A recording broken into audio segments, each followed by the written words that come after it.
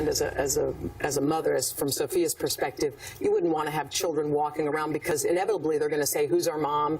And you're going to say, oh, it's the lady over there on television. Does that not put her in a position where she sort of has to agree in some sense? Well, I've let it open to her. If she wants to be involved, if she doesn't want to be involved, either one is okay with me.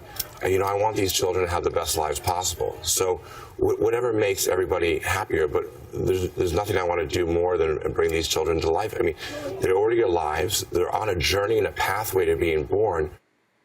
The legal battle between Sofia Vergara and her ex-fiancé, Nick Loeb, over their frozen embryos complicates our ideas about just who has a say in making a family. Joining my table, Dr. Robert Klitzman. He is a professor of clinical psychiatry and director of the Masters of Bioethics program at Columbia University. He's also the author of The Ethics Police, The Struggle to Make Human Research Safe. Also, Melissa Brisman, a reproductive rights attorney who is the founder of Reproductive Possibilities, which coincidentally is the agency I employed when I had my own daughter, AJ. And Danielle Moody-Mills, who is contributor to NBC BLK and co-host of Politini. And still with us, Michael Skolnick of GlobalGrind.com. So, Doctor, I want to start with you. Is there an ethics to family making? Is there a set of rules that we can use for the complicated world that we live in to say these are ethical practices and these aren't? Yes, there are, as a matter of fact. So one, we have certain legal practices. So there are contracts that people do and should sign, and they should lay out all the possibilities of who's going to be in charge, who's going to have rights to the child, and also responsibilities. And there are ethical issues as well. And the issue is that our technology has advanced way ahead of our ability to understand the ethical and legal issues involved.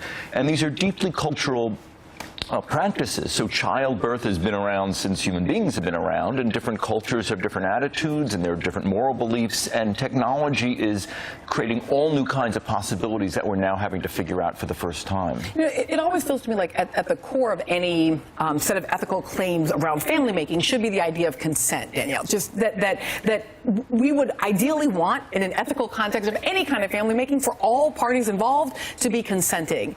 And yet, we recognize that in the non-technological version of this, we in fact don't necessarily require consent. If a woman is pregnant, we absolutely see it as her right to bring a pregnancy to term, even if the man doesn't consent. And so I wonder if part of what happens in this context is that it's shifting our gender norms, and it's making us rethink that idea. Yeah, we have to think about who does have the right to these embryos, right? They signed a contract, and contractually it says neither one of them are able to use this. And I listened to him saying, well, if she doesn't want to be involved in the children's life, she has already said she does not want to have children with you. And I think that forcing that situation to happen, I worry about if a court decides to say, yes, he has the right to those embryos, and you now are going to have however many kids walking around in this universe that you have claimed to or that have claimed to you, what does that do? What kind of family structure is that to bring somebody into? But isn't that precisely, I mean, we would never want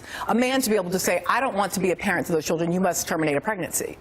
We wouldn't, but there's no pregnancy right now. And so his justification is that the life process has already begun, which is a bigger conversation about conception and when conception begins. And we've been, litigating that for centuries, it feels like. It hasn't been, but it feels that way.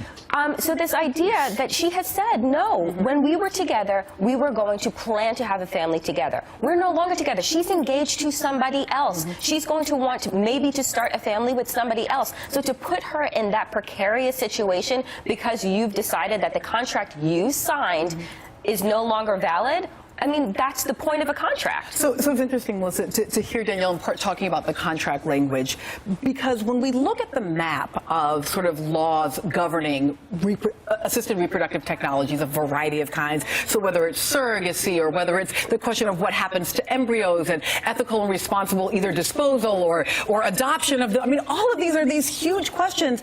And I wonder, does the patchwork of laws make it harder? Would we have a preference for a national framework for this? We might have a preference, but that would be really hard to do because of states' rights and because the ethical mores in each state are very different. That you would find it, like you find the Dakotas are very strict about having abortions, whereas you're much more liberal on the East Coast. And I think it would be very hard to get the states to come to an agreement on this, but the lack of regulation, whether it's surrogacy or embryos, is really a problem. I mean, most reproductive attorneys think that there should be, and this is unusual for lawyers to think that there should be more regulation, but it's very hard to advise your clients about what to expect. And like, for instance, if you're coming to my office and I'm finding you a surrogate and I'm doing everything for you, you want me as your lawyer to be able to say, that woman 100% cannot change her mind. The hearing to get your name on the birth certificate is going to go like this. As the surrogate, you want me to tell you, this couple cannot turn around and say, we don't want the baby because it doesn't have a finger.